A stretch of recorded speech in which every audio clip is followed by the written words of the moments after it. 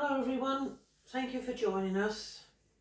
As you know, this isn't a live one, this is just a recorded session that we're doing where my son Tom will ask questions and you can get some insight from my guide about your spirit guides and how things work. I mean, I'm sure he'll answer them to the best of his ability. So yes, I leave it all up to you now, Tom. Just before you go in, could you tell, just if someone's watching the first time, if you could let them know what you do with trance mediumship? Oh yeah, sorry. Yes, trance mediumship is where you relax and you learn to trust the feeling that you get from the energy of the guide. You close your eyes. Obviously, you're going into an altered state of mind, and then your energy expands outwards from you, and then the guide will step into that and start to learn how to manipulate it and how to speak through your vocal cords. So that's how it works. Okay. Alrighty. Yep. Ready to go into trance? Yeah. Right.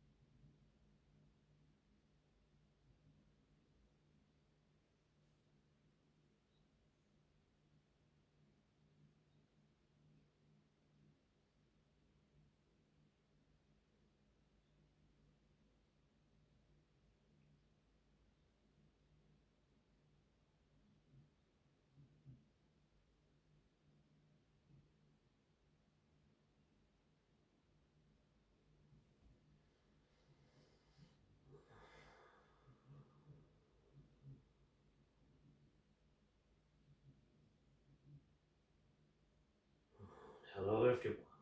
Hello, thank you for joining us, Hello. Jonathan. It is nice to be with you. It's nice to have you here. Yes. Brought you here today because we wanted to ask a lot of questions about spirit guides and really get an insight into how it all works and how they help us. I will answer your questions, yes. Okay, thank you. First question, I do apologise if some of these questions are a bit obvious to people, the answers, but first question would be, do we all have spirit guides? Yes, you do. Yes. Okay, what is a spirit guide? A spirit guide is a soul that will be or an elevated nature from the higher realms of spirit.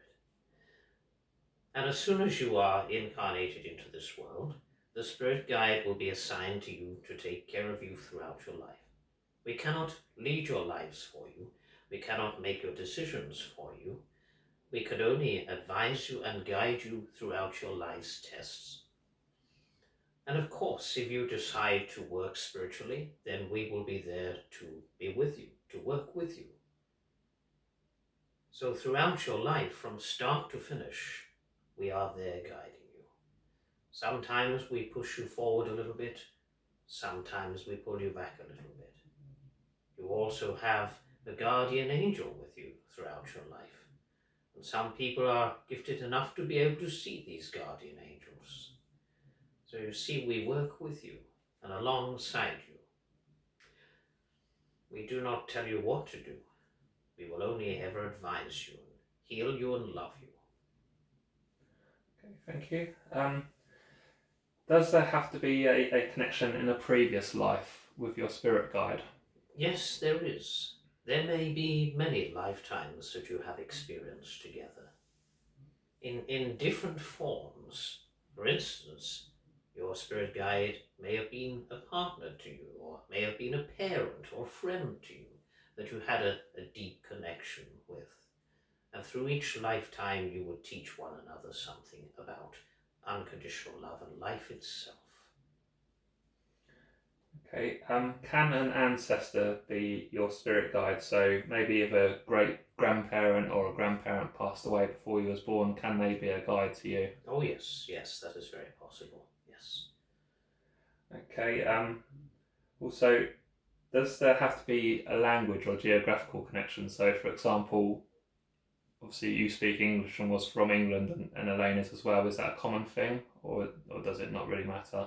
Well, some of the guides, upon sitting in group circles, as you call them, will come and speak in foreign languages, but if the people sitting there are not able to understand it, it would not be very comprehensive to speak in a language that they could not understand. So if another had spoken in perhaps a foreign language or being from a different culture, they would come to speak to you in an English language or in whatever language you were speaking in if they were able to. You see, some prefer to speak in this understandable language that one could listen to. Okay, thank you. Can an animal be a spirit guide? I think that you have what you call, a lot of people call them totem guides, don't they? That animal guides, yes, you can, yes. They are sort of a representation of you and your nature, a little bit of essence of you. So again, they would have perhaps participated in other lifetimes with you and built up a rapport. Okay, do animals have spirit guides? I don't think they need spirit guides, really. They are highly evolved creatures, highly evolved beings. They have their fears, much like anybody else, which they will learn from, and they have the all-encompassing love of God to guide them, don't they? Okay. Is a guide always with you? Yes. Well, they do not follow your every move. For instance, if you're going to go into the bathroom, they don't want to come in there with you. Yeah. We are there as consciousness, so if you were to perhaps think of us or want to communicate with us or ask us something about life, then we will be there with you. We are there through your happy times, through your troubled times, if you want us there. We are not going to invade you. We are going to be there if you need us. Okay. How does being a guide help your soul progress? So how would it help you being Elaine's guide? Well, it would help me learn about connection with the human.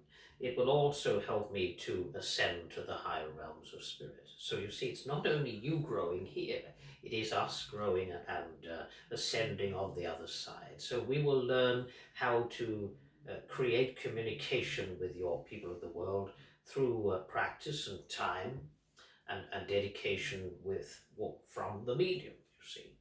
And that helps us to learn to grow, to communicate more clearly.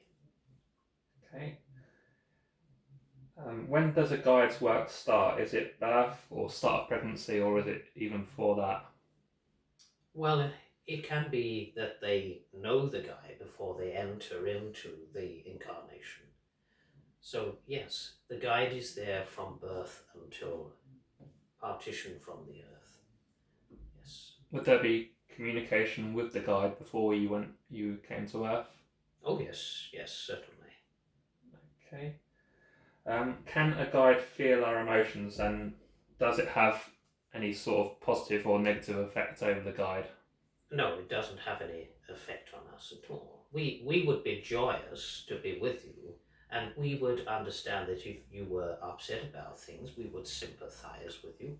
We would be empathic because we are from a place of existence of only love. So you see, we do not get upset about things. We are there for you if you are feeling rather emotional. Thank you. I think you've kind of answered this before, but can a guide have any influence over our decisions? They will sometimes lead you to places you had forgotten that you planned to be in previous. So you see, when you come to be in heaven and you plan to incarnate, you will make a point of planning out everything that you will do and what you will learn from in this life. Even your changes of decision you have pre-planned. But of course, when you come to the physical world, you will have forgotten it. And the reason that you forget it is because if you knew everything in this life, you would not have any challenges, really. You would not look forward to things that were going to perhaps lead you into a test. And life would be one big dread, wouldn't it? That I would say that you are made to forget it in order to enjoy the experience of learning once again in human form, how to raise yourself, your awareness in human form.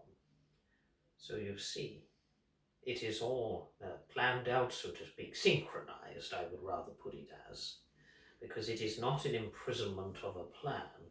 You will live it out.